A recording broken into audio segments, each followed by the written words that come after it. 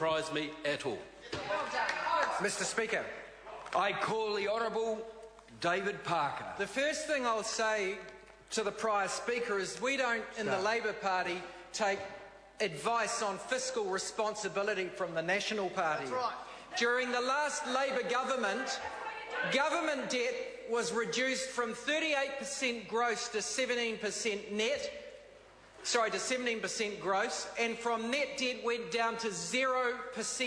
0%. And every one of those budget surpluses that Labor ran in a time of surplus was opposed by National. When John Key was finance spokesperson, he opposed them. When Don Brash was finance spokesperson, he opposed them. And when Bill English was finance spokesperson, he opposed them.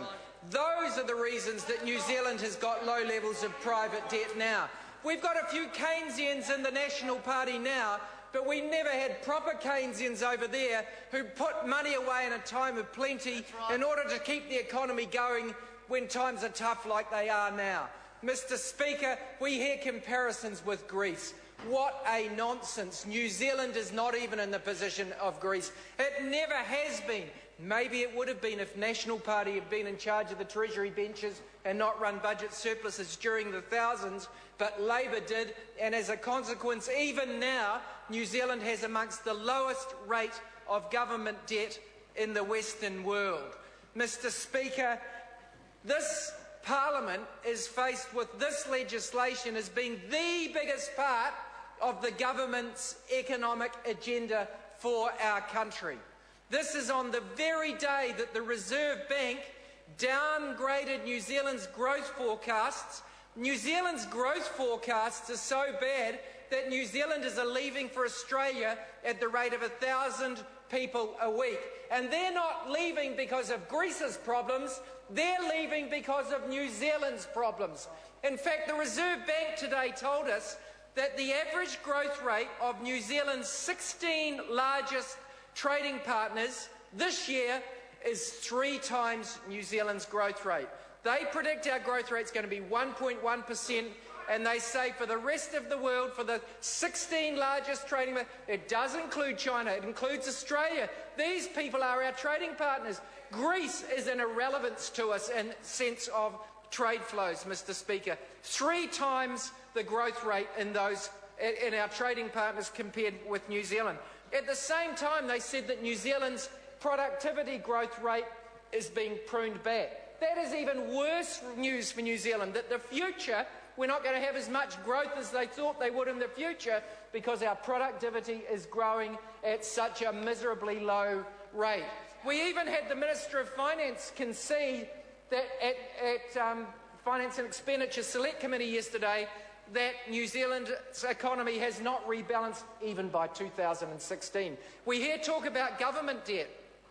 Between last year and 2016, New Zealand's net international liabilities, that's what we owe net in the world, go up from $130 billion to $200 billion. Just about all of it is private debt. Mr Speaker, this government is so out of touch with New Zealand that they think that the major part of their economic strategy should be changing who owns what already exists. That's what this is about. It's changing who owns these power companies. It's not increasing the output of those power companies. It's not increasing New Zealand's export earnings. It's changing who owns what already exists, which does nothing to grow the economic output of New Zealand. Mr Speaker, we heard the Prime Minister give a speech just before the election, and he called it sticking with a plan that's working. Sticking with a plan that's working. He has it endorsed by Dr. Nick Smith, the ACC bomb. Mr Speaker, the Nationals Party plan is not working. Growth forecasts keep getting put down.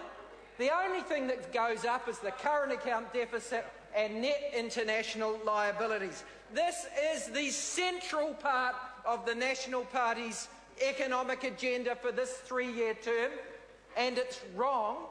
And even if it was right, it wouldn't grow our exports and it wouldn't improve the productivity of the New Zealand economy. I want to come back to the question of mandate. The National Party claims a mandate.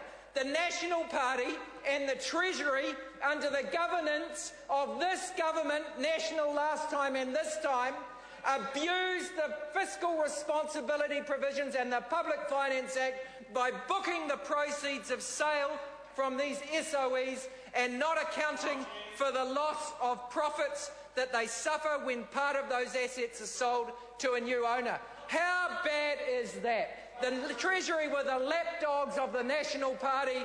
When we estimated those losses of dividends, they used the Treasury to criticise our estimation of those revenue losses, and they claim that they've got a mandate. What they told people at the election was that the pre-election fiscal update was accurate when it wasn't, and it wasn't until we dug down in this and the